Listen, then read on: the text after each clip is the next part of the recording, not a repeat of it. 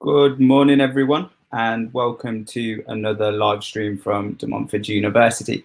So this morning, what we're going to be talking about is student finance and providing you with a bit of advice and guidance on the system. So whether you're in year 12 and you're considering going to university and you're trying to work out, right, how does student finance actually work? I've got a few questions. I'm not too sure what tuition fees are. I'm not too sure what maintenance loans are. Hopefully in the next hour or so, we'll be able to answer those questions. Or if you're in year 13 and you're coming to university in September and you're yet to complete your student finance application, then maybe some of the tips we're about to share with you today is going to be very helpful for you. So first of all, we just want to say a massive thank you for you guys to join us. We understand the weather is absolutely fantastic. Lockdown is being eased, so there are more things that you guys could be doing, but instead you're here with us listening to me talk to you around student finance. Now, you'll be glad to know I've got an all-star studded cast with me today, so they will be able to help you make it a bit more enjoyable, should we say, than just listening to me talking about student finance for the next hour or so. So I'm going to start introducing my team to you this morning. So first up, we have Henrik. Morning, Dale. Morning, everybody. Do you want to speak? Oh, there was a major lag. I thought we've got some technical difficulties. Oh, no. Yeah, good morning. Good morning, everybody. How are you doing today, Henrik? Not too bad, like you said, sun shining. Might find out later if the gym will reopen, which is pretty exciting. Oh, probably not, but it's the 4th of July. Are you going to go back? Probably, yeah, definitely.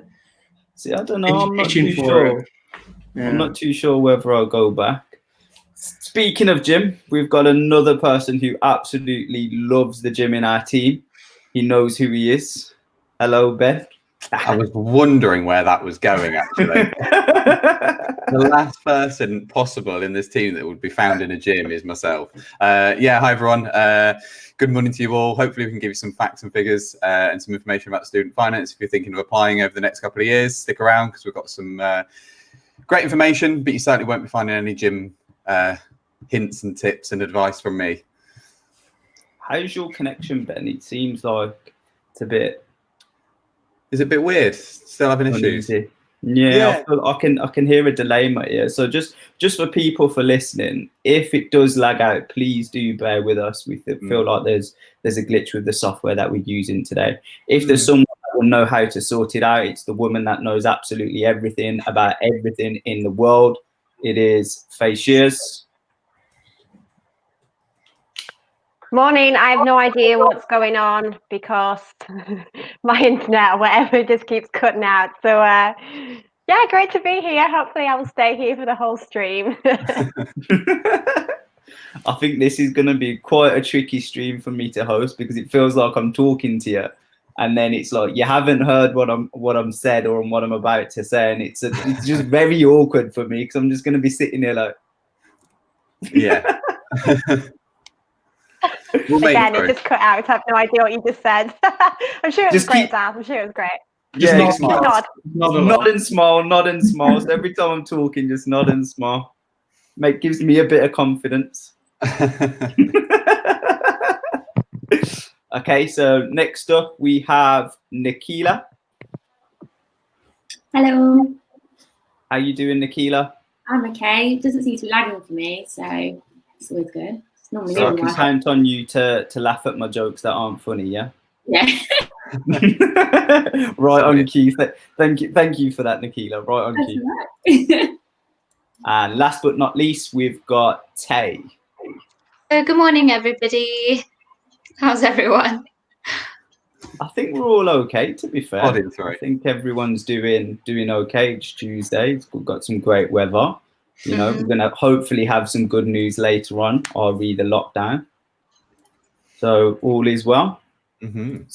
So for everyone that's watching on YouTube, anyone that's watching on Facebook, I can see we've already got a few shout outs. So hi from Canwell Jit, hi from Luke.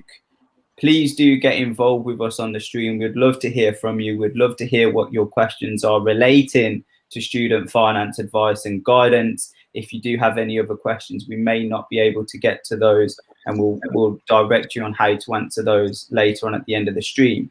Now, guys, how is your improv feeling? How is your skills of improvisation? You guys don't know what I've got planned. This is why you shouldn't have let me host this morning. These guys thought it was all clever. Oh, I don't want to host. No one wanted to host. They wanted me to do it. So I'm going to put you all on the spot. As we've all been aware, for you guys that have been watching our live stream, hopefully we've got a massive audience.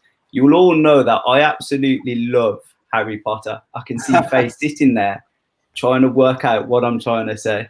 So I'm going to give you all a buzzword that you need to say when you're explaining your part.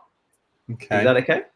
So when it's your time to talk, I'm going to give you a word, and I expect to hear that word in your explanation as to what you're telling the audience.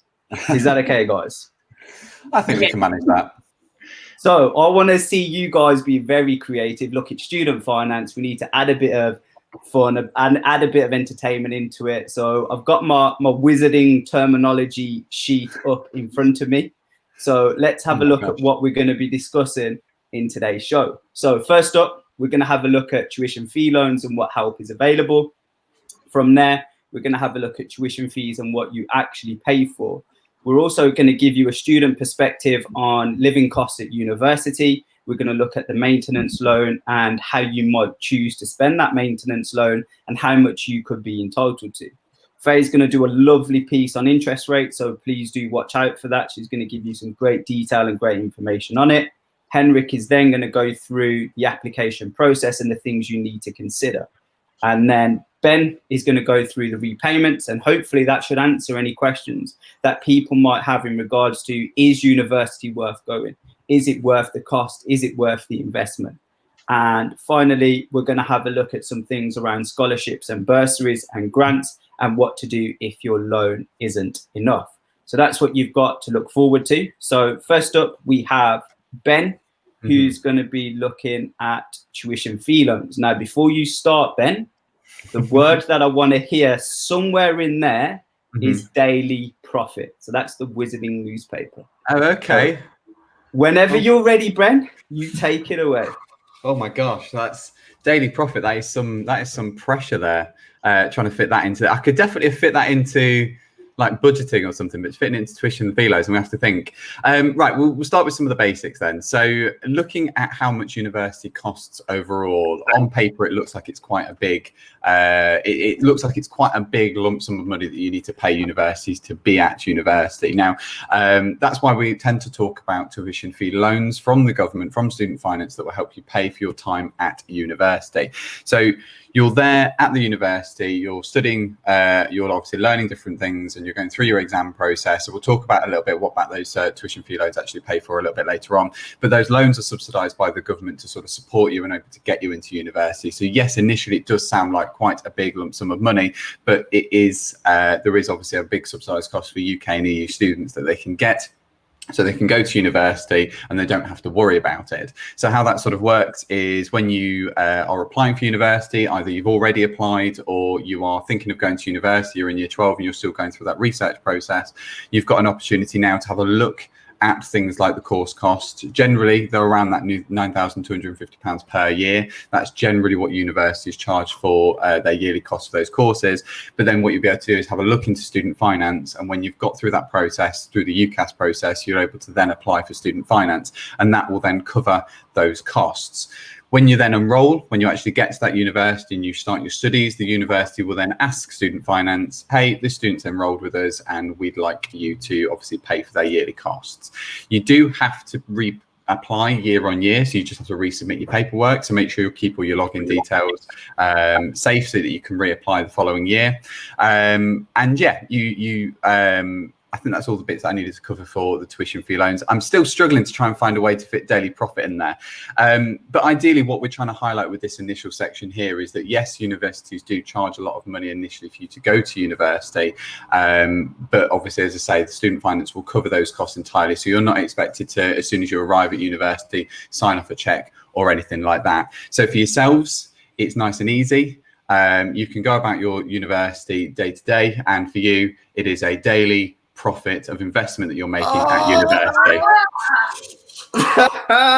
Benjamin, you absolute legend. I got there in the end. So good. You got there in the end. I can't even lie. I was actually listening to every word you were saying just to hear you bring in daily profit. I was thinking, how's he going to pull that together? Yeah, you gave me a hard one to start with, Dal, but I got there, I think, just about. Excellent. Guys, do you have anything you'd want to chip in to what Ben said so far in regards to what help's available in regards to the tuition fee loans? Or are we happy to move on? Happy to move on? Yeah? Yeah, I think so. Yeah, definitely. I think. Coolio. So next up, we have Tay, who's going to be talking to us. Yeah? Yeah. Oh, I heard something there. Sorry. Next up, we have Tay, who's going to be talking to us about tuition fee loans. But Tay, your word is muggle. Okay? Muggle. Muggle. Yes, muggle. Like so, mogul as in the Indian moguls or muggle? No. A muggle is a non-magical person. Okay. Have you never seen So- Harry Potter? I have, but I'm not a big fan. Oh, no. I'm sorry, guys. Tay, this is Okay. going to be very difficult. So muggle is your word. Okay. Off you go. All right, so let's talk about what you're actually paying for, because some of you guys might think, tuition fees, you're paying a lot of money. It's about £9,250 per year for 1 year for UK and EU citizens, and international students is different depending on the course that you do. So what you are initially paying for is for the contact hours with the academic staff, as well as the staff, the support staff around and in the university. The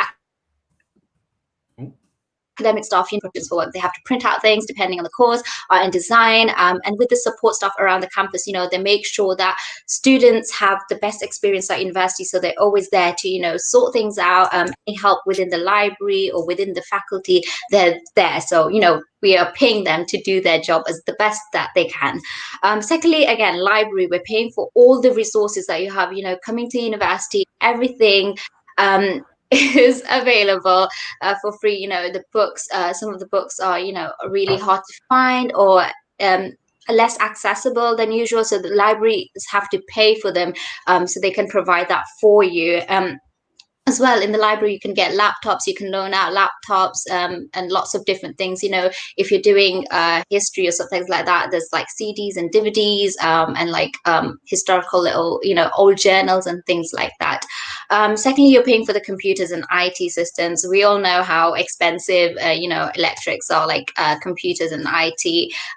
So I'm saving up for another phone, the new iPhone. So we're paying for the computers and IT. So you have everything there, or online resources. You have the Blackboard. Your lectures would be uploaded. All those things do have a lot of cost to them. And there's also a lot of like variety support all over the campus. I'm still struggling to find Muggle. It's in my head now. And then we're also paying for the student union. Can I say no? I can't. The student union. They do a lot of the student union of students. They are elected by the students to represent the students. They do a lot of things in and around the campus, depending on the societies. The universities pay them to have give them a little bit of money so they can organize whatever they want, as well. So, and again, investment into the campus and the building services that we do have. If you come to De Montfort University, you will see the awesome Vijay Patel building. It's my favorite building on the whole of campus. It has like really nice balcony views, and even the creative subjects, you have like these glass rooms where you can walk past and you can see what's going on. You can see the students working. All those things, it's amazing. The money is going into the right place. You're able to see that onto the campus.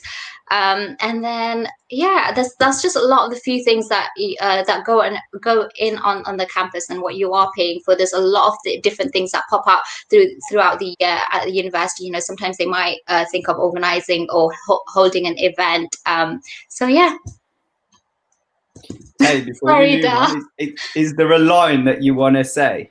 Your lovely teammates may have already helped you out. Muggle, I'm so sorry. I've watched all the movies. It's not my morning. I'll bring the rest of the team in. Does anyone want to help her out and chuck the muggle line in? I think I like Faye's, the one that Faye said.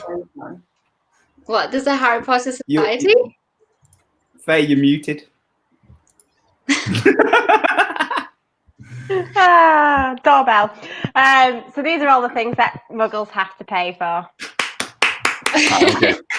Thank you, It was Faye. easy, I will Faye, go, after this easy. stream, I'm not going to work. I'm going to go watch Harry Potter. Don't what watch you need it, to be doing. read it. Okay. Okay, so thank you so much for that, Tay. You did provide great insight in regards to the tuition fees and what you need to pay for. So now what I want to do is pass over to Nikila, who's going to have a look at some living costs, so some of the things that students could be paying for when they go to university. So Nikila, are you okay to do that for me? Yeah, that's fine. And your word is going to be Quidditch. Okay, Quidditch. Again, I've already got one lined up in my head, so this one should be relatively straightforward. So I can it's think not of one. that. Yeah, this one ain't that difficult. So off you go, Nikila. Thank you. So I'm just going to go over a few things that you might be having to pay for when you get to university. Personally, when I started, I was probably, I can openly say, I was quite naive to what I would be spending my money to. There were obvious things that I had in mind, like rent and bills, so things like phone, gas, electric, water, internet, TV license. Those were obvious things to me that I knew that I was going to be paying for. Obviously, there's things like food and grocery bills, so make sure you're doing your shopping around. If you find that you're doing your shopping in car, it's probably going to cost you a lot more than like an Audi or something like that. So there are food costs involved, there's obviously bills involved, there's rent involved. There's also things to think about, such as transport. So if you are living far away from your university campus, then you might have accommodation costs between your accommodation and traveling to university. You may also want to visit friends at other universities or come home sometimes. These are all transport costs that you're going to have to pay for. There's things like course materials to consider. So if you've got books to buy or stationery to buy, or in my course, I had a practical course, so there were practical elements involved in the course. So I had to actually buy some tools for those types of practicals. I did a degree in optics, so we had to buy certain rulers and equipment and things like that. So all involved in the course costs. There's also things to consider, such as clothes and toiletries. Unfortunately, mum and dad probably aren't going to be paying for your clothes and toiletries when you're in university. It's all things that you're going to have to be budgeting for. There's also things to consider, such as insurance, whether that's insurance for your phone, or you might decide to take out some student home insurance on your halls or your private residence, wherever you're living. These are all things to be paying for. Why can I not think of anything for Quidditch? That's literally all I've been thinking the whole time I've been talking. Quidditch. How am I going to bring this into? Oh, there we go. I can't think of anything for Quidditch. Come on, Nikila, you can do it. You can do it. What's some of the things that you have to buy to play Quidditch?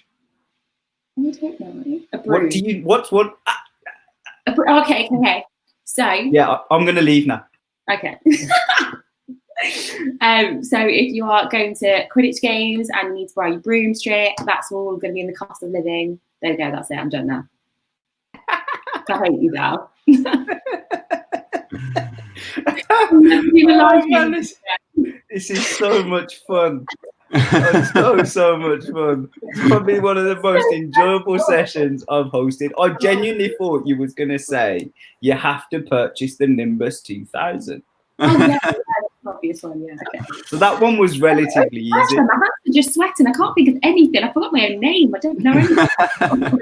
Really put her on the spot there. Okay, so we're having some questions come through from YouTube. Just to let you know, Luke, Simmer, we have got your questions. We will be answering those questions at the end of our live stream. So please, guys, if you are watching, you have any questions related to student finance, please do keep them coming. We're not ignoring them. I can see them, and we'll address them all at the end of the stream. So, guys, any other things in regards to living costs that you guys might have personally experienced that Nikila didn't mention? Apart from a broomstick. I don't think none of us had to buy the Nimbus, so. I don't know. If you join the Harry Potter Society, you might end up playing Quidditch. You might have to invest in a broomstick. You never know. Anything else on living costs before we move on? I'd say just maybe keep a little bit of money in like, spare when you get your loan, just in case. You know, I remember when I went to uni, especially at De Montfort, having to play for a sports team. If you want to play for a sports team, you have to buy a sports membership, and then you also have to buy, like part of it, you have to pay for like a gym membership as well. And by the time you pay for them both, it you know, it creeps up over £100. But that's quite cheap compared to other universities. Some of them, you know, they can be a couple £100 just to play sport. You know, these are costs that you might not have thought about. So just maybe leave a little bit of change in the bank just in case. Absolutely. Did anyone have any costs that they didn't plan for that's not so obvious to the student? So Nikila obviously went through quite a bit there, but did any of you during your experiences have any costs that you didn't think, oh my God, I didn't even think about that? I think having a car at university is quite an expensive, it can be an expensive cost. So I was staying in accommodation, and for my first 2 years I had a car and I was parking that on campus, and that ended up being really expensive. And for a lot of the times you almost don't even need it. Like campuses are normally quite self-contained. There's normally you know, bus routes and that sort of thing to make it cheaper. And to be honest, half the time the car just sort of sat outside the house and just wasn't used. So think about that sort of thing if you are going to university, and have a look at alternatives in terms of your travel, because sometimes cars just aren't necessarily all that worth it. Yeah, Absolutely. I was going to say the same thing, not necessarily in the first year, but in the last year. If I didn't save the money in the first year, I wouldn't have been able to do my last year properly, because I did history. So for my dissertation, a lot of the primary sources and the materials that I needed were in the British Library, and you can only access them if you physically go there. So I had to make a lot of trips to London just to access those you know, files and documents. And when you think about it, going to London, like spending money there, food, hotels and things like that, it builds up. So if you start having the habit of saving money earlier from the first year, then that's going to be really handy when you do get into the last year, when you have to do dissertations and things like that. Absolutely. Some of the money that will be given to you going to university will be the maintenance loan. So I've got Faye, who's going to be talking about the maintenance loan. Now, that isn't the only thing that's on Faye's mind. She's probably thinking, what is her buzzword? So I'm going to put you out of your misery and tell you the word I'm looking for is Horcrux. Okay, so Horcrux. That's a hard Yeah. one. I'll pick like Gringotts Bank or something. That wouldn't. I'm changing your word, Dal. I'm That's changing the far word. too easy. Well, No. there was a Horcrux in Gringotts Bank, so there's sort of a link there, but we're going to go with the word Horcrux. I don't remember. Yeah, look, anyway, Faye, it's my game, my rules. You can't choose it. I'm choosing it. I've been a DNU longer. I am changing the rules. Let's crack on anyway, shall we? Because I'm sure everybody is really, really excited to hear how do you pay for it all. And yes, if you're a UK, EU student, or perhaps you're here, you have settled status, you will be able to access the tuition fee loan. But the maintenance loan is a little bit different. And you can check your eligibility by going onto the government website. So it's actually SLC, so Student Loan Company.co.uk, and you can start checking your eligibility and see if you are eligible. Very hard word to say, put my teeth back in, eligible for the maintenance loan, then how much will you actually have to live on?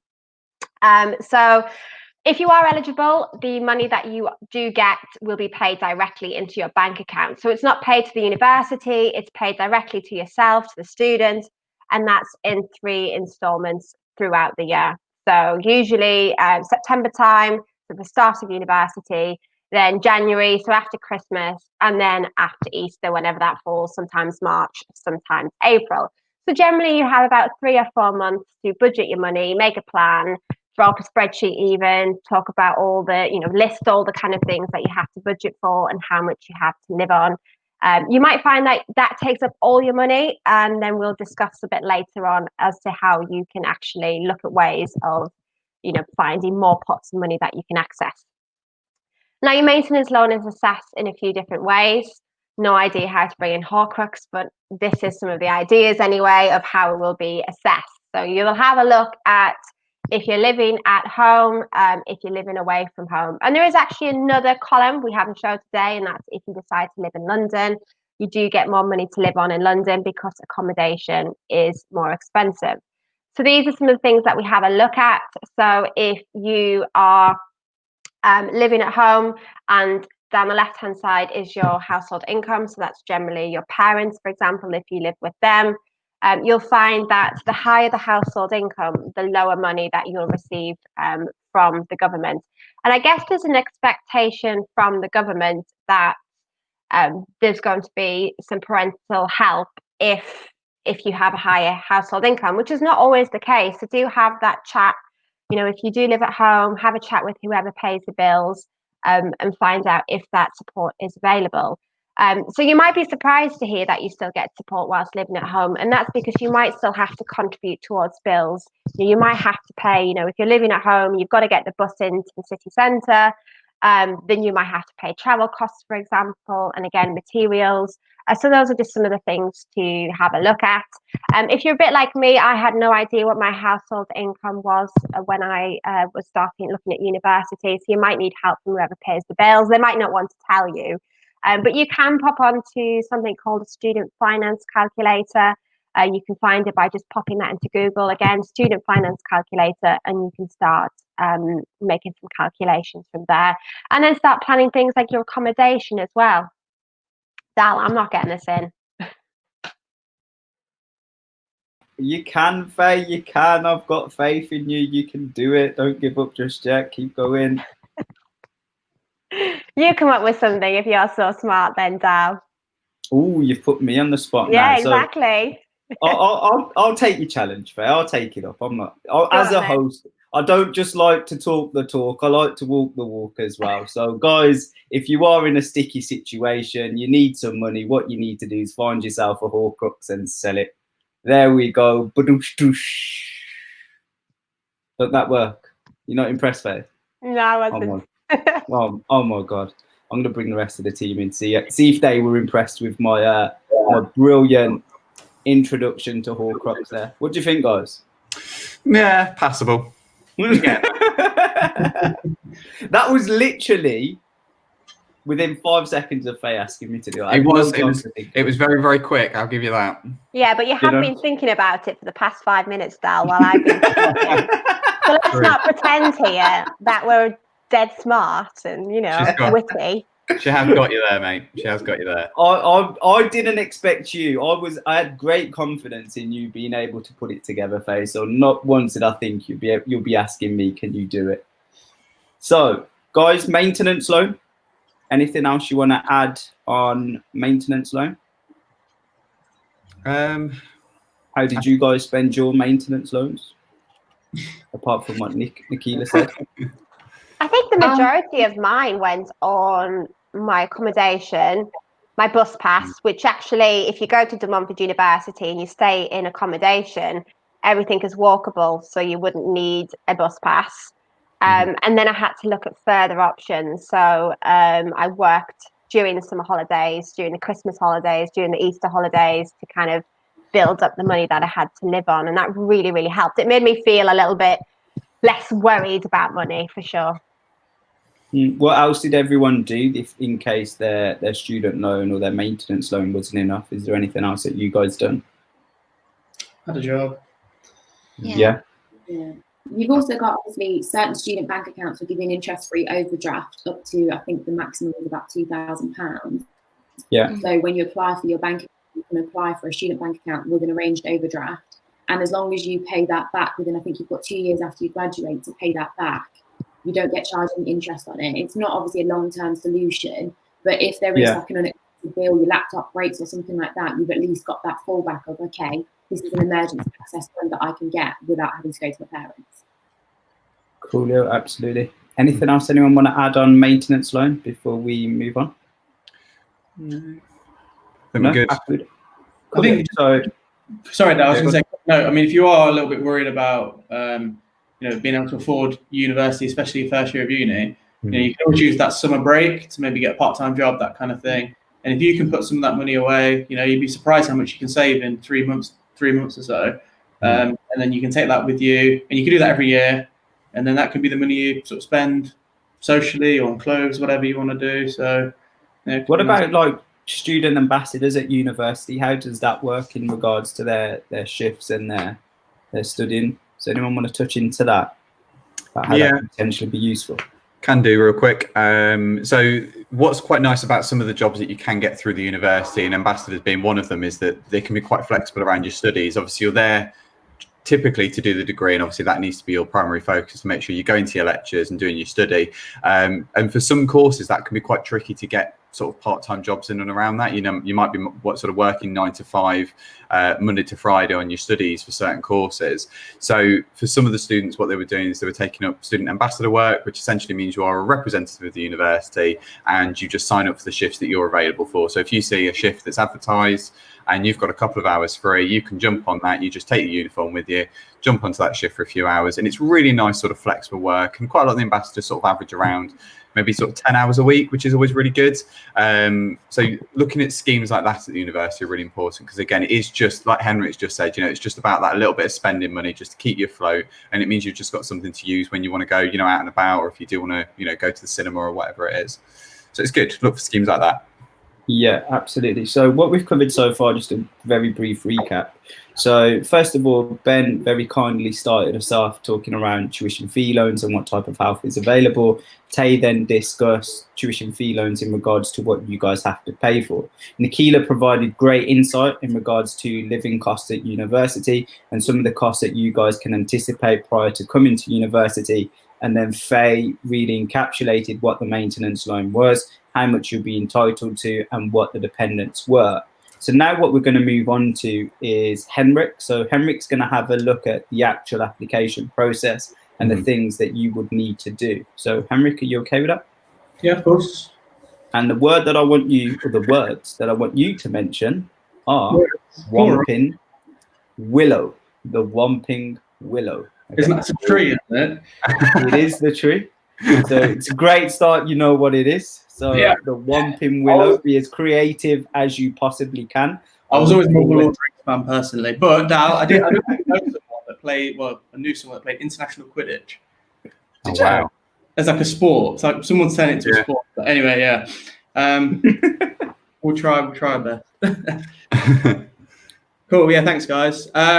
Yeah, I wish I could sort of remember applying for student finance, but we're looking at like 8 years ago now, which feels absolutely crazy. But what I do remember is the application process itself is fairly straightforward. So what you'll be doing is applying directly to the government portal. So just to remind you of those, it's www.gov.co.uk/student finance, or you can go directly to the studentloanscompany.co.uk. So that's slc.co.uk. If you are intrigued as to what you might be eligible for and how much you might, be able to get after watching our live stream, you can jump onto that. There's like a little calculator that you can pop your details in, and you can sort of start getting an idea as to how much you might be entitled to. But to actually apply for your student finance, you will do it directly to Student Loans Company through that portal. And it's as simple as you create an account. So if you're year 12 at the moment, when you come back in September and you start looking at your university, start sending off your applications, that kind of thing, student finance will open around February time, and then you'll have until around the end of May to get that sent off. Just to know, you don't have to have heard back from all your choices to actually apply and send off your student finance application. You can just make amendments to that slightly later down the line. And it is worth noting as well, if you do apply for student finance and say you apply for a course, say you apply for accounting and finance at DMU, and then you swap to business management, you don't have to completely do a new application. All you have to do is contact the Student Loans Company and just update the details with them, and they'll make the adjustments their side. So don't worry, you don't have to go through the process again, because it can be quite lengthy. There's a lot of information that you have to give. So all you'll need is an email address, you'll need your passport number, your university course and the details. So university courses will have a code, so you'll need that. So say if you were to go for the accounting and business management, it's just D26. So that kind of thing you can find on the university websites, but you will need to pop that on your application. You'll need your national insurance number, a bank account. So you don't necessarily have to have set up your student bank account just yet. You can update this at a later date also, but you will need your sponsor details. So especially if you're going for your maintenance loan, obviously this is means tested against your household income, okay? So you will have to give some evidence of your parents or your guardians' earnings, their salary, that kind of thing. That's how student loans calculate what you're entitled to. So an email will get sent directly to them. So just obviously whoever you've put forward, whether it's your mum, your dad, your guardian, whoever, as your sponsor, just constantly just tell them to check their emails. They'll get sent an email and they'll have to pop in their supporting evidence to help with your application. And then the other things you will need is any evidence if you are looking for any sort of additional financial support. So whether that's a disability student allowance, if you're a carer, if you're a young carer, any childcare support, that kind of thing. So student finance will also ask for some evidence just to show that you're receiving that as well. And that's pretty much it for student finance. It is really straightforward. It's simply just a case of applying to a portal, creating an account for yourself, sending off your details. It is worth noting though that it can take up to 6 weeks for student loans company to process your application. So, you know, if you're leaving it right until the end of clearing, that kind of thing, you just want to get it done as fast as you can, because you want to make sure you've got your funds available, ready for when you start. And, you know, you're not having to wait a couple of weeks to receive any of your finances, just because obviously if you're applying for things like deposits on accommodation and rent and that kind of thing, it can be a little bit expensive. Just to link in with what's the tree called now? I can't remember. Your buzzword is one ping willow. One ping willow. So when you, all right, correct me if I'm wrong, guys, but when you apply for your student finance and you receive your letter in the post, the student loans company student finance emblem or logo is a tree. So I only remember this because the letter came through literally a couple of weeks ago. How much I got left to pay. But I'm pretty sure there's a tree on there somewhere. So that could be your one pin willow tree. Henrik, I appreciate your creativity getting one pin willow in there. So thank you so much. That was very, very good. Guys, anything else you want to mention around how to apply? Are we okay? Whilst we was on it, because Henrik, you briefly talked about other support that universities can offer. I just want to bring in Luke's question here. So does the university offer any support when paying off student loans, fees, etc.? Does anyone want to have a go at tackling this? They don't necessarily offer support in paying it back, but they may offer you support whilst you're at university in additional funding that you don't have to pay back. So we are going to come on to scholarships and bursaries. I don't know if we want to do that now or if we want to do it later. But that is something that you should have a little look at, do a bit of research. You can find lots of information on university websites. Usually they're not through the government always. They can be directly through the university. So have a little look, especially on DMU's webpage as well. We have got some information in there and the kind of packages that we offer. Faye, do you want to do that now, the scholarships, whilst we're on it? So yeah, sure. Faye, so to help answer your question, Luke, Faye's going to talk to you a bit about some of the scholarships and bursaries and sort of hardship loans that you can have a look into when you go to university. Faye's also going to mention the word butter beer in her explanation. Now this one's a bit easier, so butter beer. So it's a lot easier. Take it away, Faye. I will. So scholarships tend to be for anything like high academic achievement. Sometimes it's just you got into the university, you know, here's a free pot of money. So if you choose us as your first choice of university. So yeah, lots of universities you might find are throwing money at you that you don't have to repay. Just obviously make sure that it is the right decision for you and it's not just the flashing the cash that attracts you to the university. Something that we offer to students as a scholarship is the DMU Global High Flyers Scholarship. Bit of a mouthful there again. And that's up to £1,000 towards a global opportunity. So a DMU global opportunity. So that means you can go abroad and essentially your travel's paid for, your accommodation paid for, lots of trips are paid for as well. And that's if you reach a certain number of UCAS points, so you get certain grades.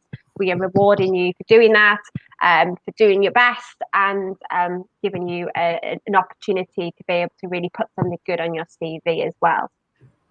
Bursaries tend to be something that is financial need. So it might be that the student is a care leaver, it might be the student is estranged from their family, or it might be that they are studying a specific course.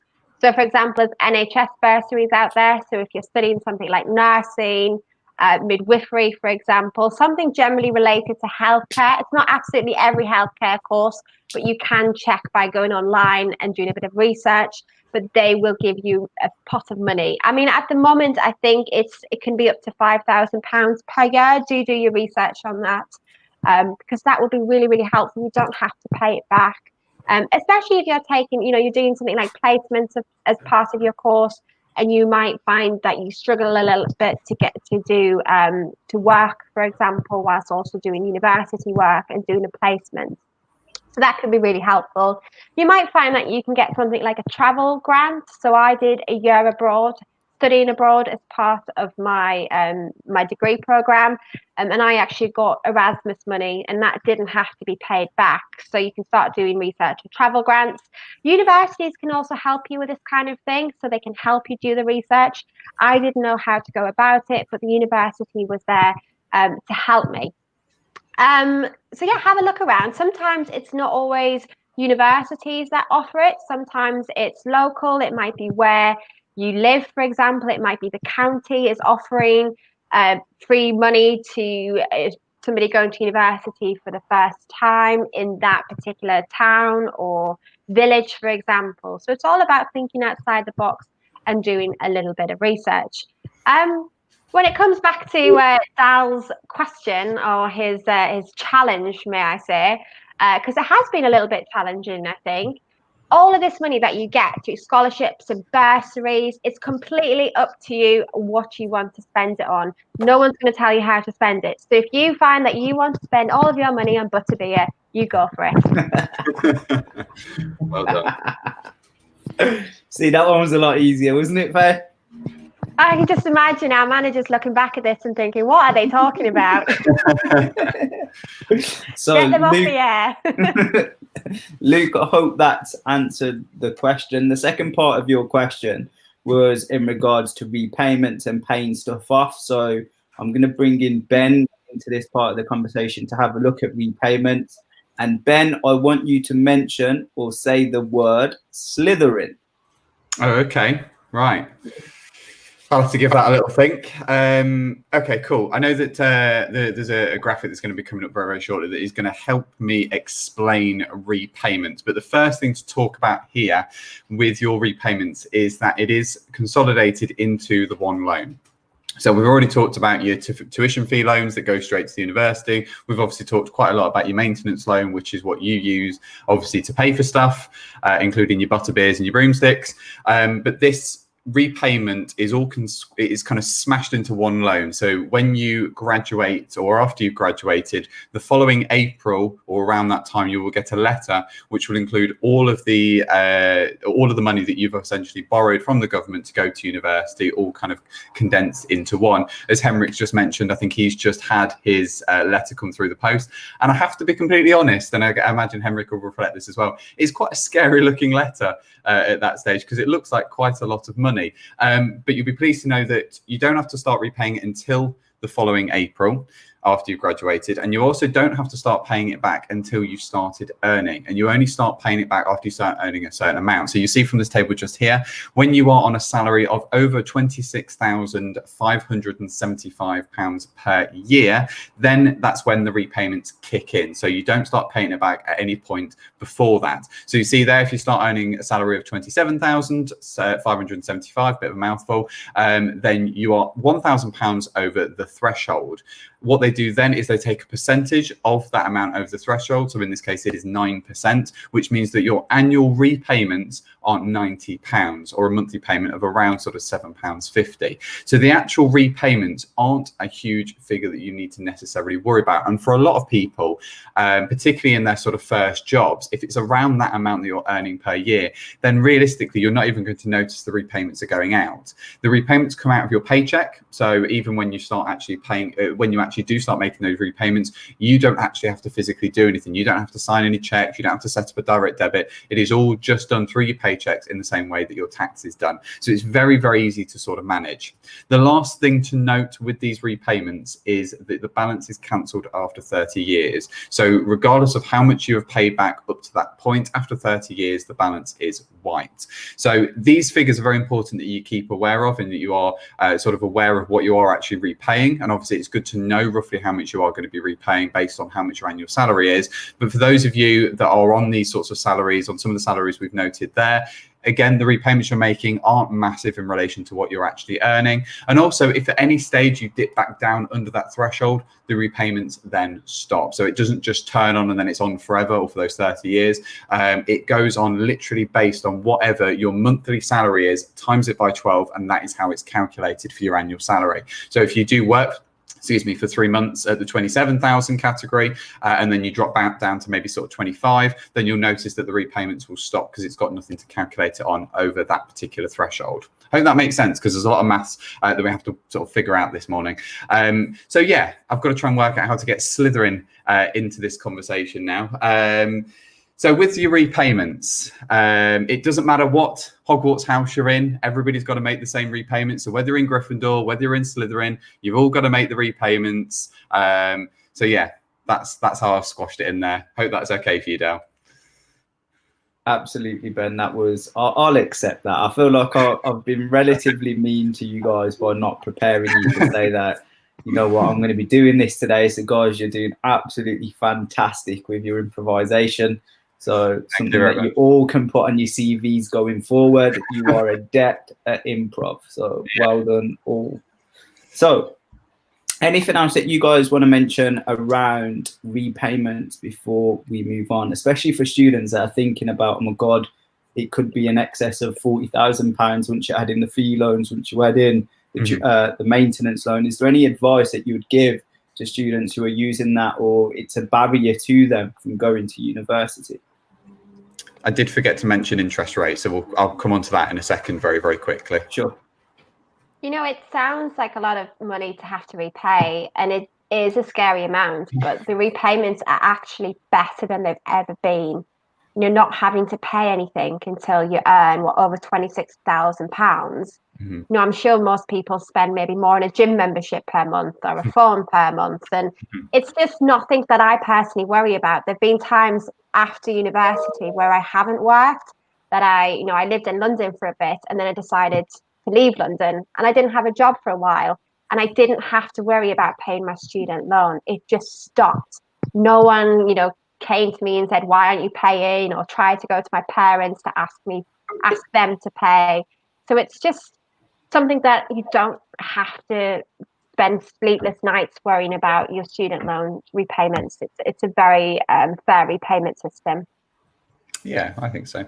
I would say the other thing to remember is that although sometimes when you're thinking about university, it can seem very overwhelming, the amount of money that you're paying in tuition fees and maintenance loan, don't see it as a loan necessarily. I personally saw it as an investment. By having my degree, I'm so much more employable. So my earning prospects are so much higher that I saw it as an investment in my future self, basically. I didn't see it as a loan. I saw it as an investment personally. Yeah, just adding on from that, from what Nikila's saying, is that if you look at all the degree backgrounds that we've all gone, not one of us have the same sort of degree, and I'm right in saying that not one of our degrees sit in the same field. So that's how varied it is, and we're all doing the same sort of job role. So it just goes to show that even if you do study such a niche subject like Nikila did, you can still open your horizons and take the transferable skills, and you can be employed elsewhere. Anything else, guys? I had a slight tech glitch, so I missed some of that conversation. Are we happy to move on? I think so. I can very quickly touch on interest rates if you'd like. The most boring part of this whole thing that Faye normally does, but I've been delegated it today. So I will very, very quickly touch on it based on the graphics just here. So the way that these work is that whilst you are studying, the amounts that you are taking from student finance is the retail price index plus the 3%, obviously, which you can see from there. If you are on a salary of below the 26,575 that we're talking about, then it is just the retail price index, the RPI only, and that gets added on. From there, so if you're earning between those two figures, the 26,000 and the 47,000, sorry, then it's the RPI plus up to the 3%. And then if it is on earnings above the 47,000, then it's RPI plus the 3%. And you can see that the current RPI is, I think, 2.4. These things do change, and retail price index does sometimes adjust, and these figures may change for in the future. But again, it's something to be aware of, because you might have sort of calculated, okay, I know that I've taken 27,000 for my tuition fees, and I've taken X amount for my maintenance loan, so I know how much I've got. And then you receive the letter, and you might see that there are that added interest rate on top of your loan that you've taken. Yes, it does then increase the loan figure, as loans do traditionally have those sort of interest rates attached to them. But as we've just discussed with the repayments, it doesn't impact your repayments. The repayments are what we've already talked about. That's just an additional figure on top that obviously you are looking to have to pay back. So hopefully that additional interest rate figure doesn't scare you off from looking at student finance if you are thinking of university. Thank you so much for that, Ben. Very eloquently explained there. So the next thing that we want to cover, and one of the final things that we're going to have a look at, is what do you do if your maintenance loan isn't enough? Okay, and Tay's going to talk us through that section. Tay, because you didn't get the first one, I'm going to give you a nice and easy one this time. Your word is, well, words are going to be Harry Potter. Okay, so you can have Harry Potter to help you explain this next section about what you could do if it's not enough. Maybe you could even ask a certain someone. So I can't tee it up any more for you than what I've already done. Okay. All right, I'll try my best. I think we've already kind of touched upon some of these whilst we've been talking for the past. Oh. Okay, 50 minutes. I think that you can, if you are living with your parents, you can rely on the good old bank of your parents. Because I did stay at home, I actually didn't get the maintenance loan. It's just I chose not to because I didn't have to pay for accommodation or anything like that. So my parents did help me a lot in terms of paying for the extra things I need. And I was doing a history degree. With history, I didn't necessarily have to pay for a lot of things. I just had to buy some of the books, and obviously last year in terms of travel and things like that. Also, if you do move away from home, you can ask your parents for help. For example, saving money in little things like, driving down instead of getting the train, or catching a coach or something like that. Your parents can drive you down, save that money on there. Or for example, meal preps are kind of a big part of your uni life. You can't always be spending money on takeout. I mean, you can, but your money would literally go away if you did do that. So you can ask your parents to help you with meal prep. What that will do is save you money, as well as you'll be eating good food, and also it would save you time. Instead of spending all that time cooking and cleaning and all those things, you already have food or meal preps ready for you. So it'll help you out in that way. Second thing is to apply for scholarships, bursaries, and grants. As Faye and the others have said, that if you are doing academically well, you do have the scholarships in place, and De Montfort University also has scholarships if you do play sports, for example, which will waiver your tuition fee. Bursaries as well, so if you need that extra help, if you're not living with your parents or anything like that. And also grants, sometimes faculties have their own grants depending on what course you do. I did actually get a scholarship, which I was able to use that money to actually 2 scholarships. So first one, I did a exchange program over the summer, and then I did a internship for 2 months in China. And these were the scholarships that were given to me for free, and I don't have to pay them back. And it's always good to have those at the back of a year as well. Also part-time jobs. I think we've spoken about ambassadors. student ambassador, good way to, like, you know, just earn that money working. It works around your timetable, so you don't have to necessarily worry about missing your lectures or tutorials as well. So part-time jobs as well.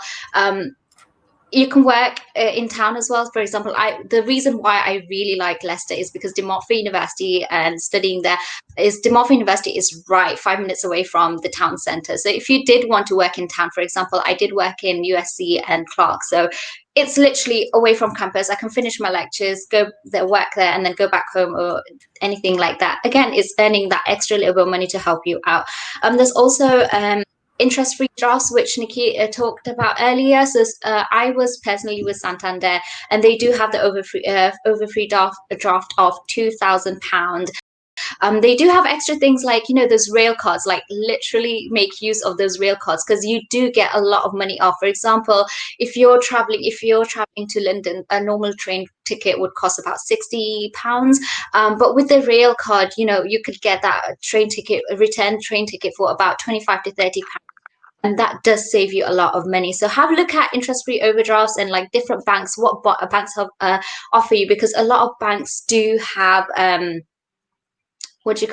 lot of different schemes to help out students, like student accounts, and there's a lot of benefits to them as well.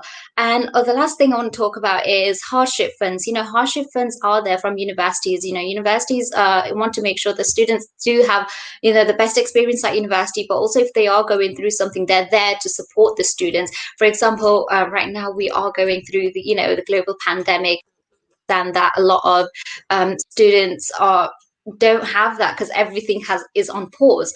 So this the hardship fund is there to help students get through whatever they're going through, obviously serious, and then so that they can get back on track and have that. Harry Potter. There we go. Sorry guys, I have watched the movies. Right at the end, yeah. Literally, I have watched the movies, but I just don't know. You know, when you put in pressure and you just can't say anything. That's me.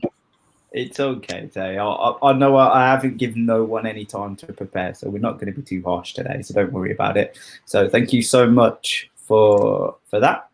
Anything else on what to do if your maintenance loan isn't enough? Is there anything that you guys want to share that you guys did, or are we happy to move on? Happy to move on. Cool.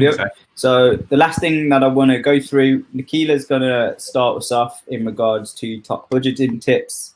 Then I'm just going to quick fire go around the group and ask each of you for your top budgeting tips. So I'll give you a bit of heads up there, so you can get your thinking caps on now whilst Nikila's talking. Nikila, you've also got to think about the Philosopher's Stone. Okay. So whenever you're ready. Thank you. So we have a couple of budgeting tips in place for you. Some common mistakes a lot of students make, common ways you can save money. So first and foremost, I know we've spoken about it before, but make sure you choose the right bank account. So Tay and myself are in the same boat. We both chose the Santander student bank account. Not only was there an interest-free overdraft, you got a rail card, which gave you a third off train travel, and that lasted for 4 years. So it was definitely worthwhile, even just for the rail card. But the overdraft was definitely a bonus. You also earned, I believe, was it 3% interest on whatever you had in your current account? So that's always a bonus. And then when you graduated, that became a graduate account. So you still had the overdraft, you still had the interest rates. It was all around really good experience. Next, make sure you pay out your larger expenses first. So as Faye mentioned, you get your student finance maintenance loan in 3 different installments. It sounds great at the time when the money drops into your bank account, but it goes quicker than you think it does. And it always feels like the longest month in the world when you're waiting for that student finance to drop. So just bear that in mind. If you pay out your larger expenses first, you're going to know what you've got left to live on. So pay your rent and bills first if you can. Next, make sure you're using things like apps and things like that to manage your expenses. So for instance, I use the Mondo bank account app when I was in uni. I don't think it was there for my first year, but I think the second and third year, I used the Mondo bank. The brilliant thing about that was that the money would leave my account the moment that I spent it, just in the same way as if it was cash. So it was instantaneously spent. You could have POP within the bank account. So say, for instance, you were saving for a holiday or something like that. You could keep that separate in your bank account so that you knew not to touch it. And you can easily request payments from your friends. So For instance, if you were living in a house and there's loads of bills coming out, rather than opening up a shared bank account, you can just request, okay, the Wi-Fi's cost this much, can everybody please pay me this much? And you can just send it out really quickly and everyone can pay it straight into your bank account really instantaneously, and it's really great to use. Next, please do not buy all of your books when you get to university. I personally definitely made the mistake, and they are the biggest waste of money I've ever spent money on. I think the most expensive book that I bought was £80, and it was completely a waste. I didn't need it, and I regret it. So make sure you look at the library, because often the library has all the books that you need there, and you can also sometimes buy books secondhand online. So when previous students have made the mistake of buying the books as well, they'll pop them online, you can buy them, you're good to go. Next, make sure you're bargain ticketed, so avoid things like convenience stores. Don't be buying everything in Starbucks, because it won't last you very long and you'll soon run out of money. And use things like an NUS card, or I think it's called a totem card now. So it's a student discount card. You can link it to things like your Boots card to get discount in Boots. There's online shopping deals to be had, and things like uni days. Yeah, just make sure you're using the most of the student discount, because it's the only time that you're going to get it is when you're in university. Next, finally, make sure that you're doing things like socialising in the week. We often will have student deals on during the week in Leicester, where DMU is located. So whether that's 2-for-1 deals on meals or a discount on your full bill, there's always things in place. Or if you are running out a bit of money, just sell your Philosopher's Stone and you'll be good to go. Whoa. Pressure, honestly. Well done, Nicola. Love that little last line in there. So, guys, I said I'll go around the group to quickly ask you some top budgeting tips. So, Henrik, we're going to start with you. I think before I went to uni, I wasn't the best person at budgeting, to be honest. And even in my first, second, third year, I wasn't that great, being brutally honest. So what I did was I gave my mum my money, and she'd like transfer me it weekly.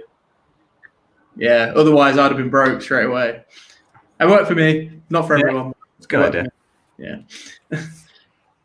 Ben? I was not like Henrik, and I just stuffed everything into one bank account. I'd got loads of savings for a part-time job, and then I just had to kind of manage it through my first year, I was a bit reckless with it. So it is quite tricky. I think what Nicola said about learning to cook and being sensible with your sort of shopping is really important.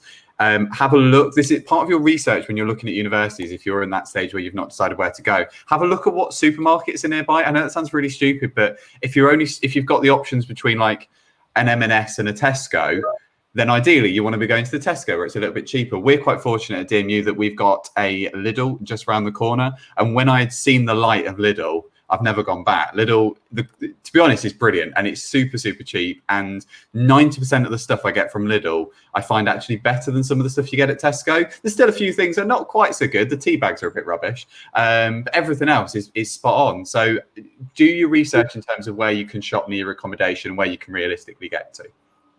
Getting that paid promotion in there, Ben. I know Lidl are I get giving paid you some get paid a fiver. Paid a fiver every time I mention Lidl. Tay?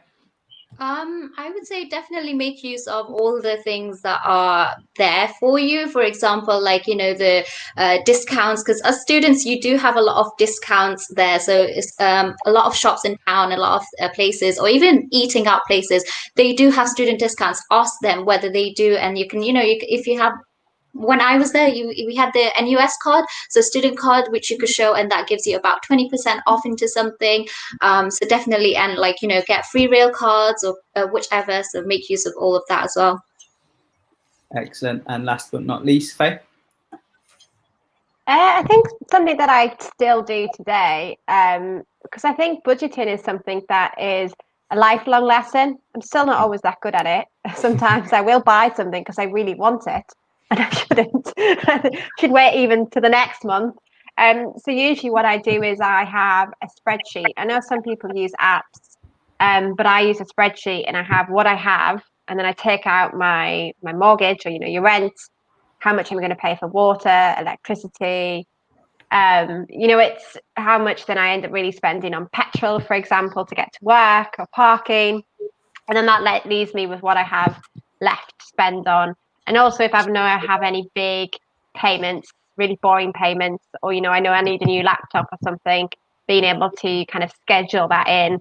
is still something that I need to do today, 10 years after graduating university. So that way you can track, and that's probably how Henrik could figure out how much his mum needed to give him per week of a student loan. My mum would have spent it. If I'd given my mum a student loan, she probably would have been like, oh my God, I'm really sorry I spent it.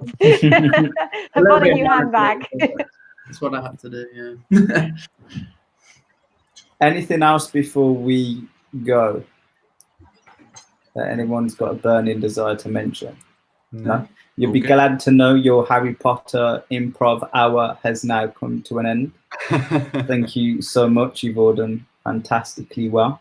So what we're going to do now is I'm just going to quickly run through the closing credits, if you want to call it that. We do have our digital open day, our virtual open day happening on Saturday, the 4th of July. You're not too late to sign up if you want to have one last look before you make your decision to join us in September, or if you're thinking about, if you are in year 12 and you're doing that current research and you want to have a look at the campus. We have a range of talks going on throughout the whole day, and you'll probably be able to see us during Saturday because we are doing quite a few live streams. So we do also have future live streams coming up, covering a variety of different topics, supporting students and for those that are considering higher education. So if you want to have a look at those of what's coming up, please have a look at the link we've posted in the comments on both YouTube and Facebook. Now, I know there was some questions in our comments that we didn't get time to answer, and they were related to university course admissions, international inquiries. What I would advise you to do is please do get in touch with us via our UniBuddy page, and that goes to anyone else who's listening, who have a question that you'd like to speak to us about. All of us, I believe, are on there, so you'll be able to speak to any one of us on today's stream, and hopefully we'll be able to support you and help answer your query. Guys, anything else before we all disappear? No, I think that was spot on, mate. Excellent. So we just want to say thank you for joining in and joining us for this hour or so. It's been our pleasure. Thank you and bye-bye. Thank you very much.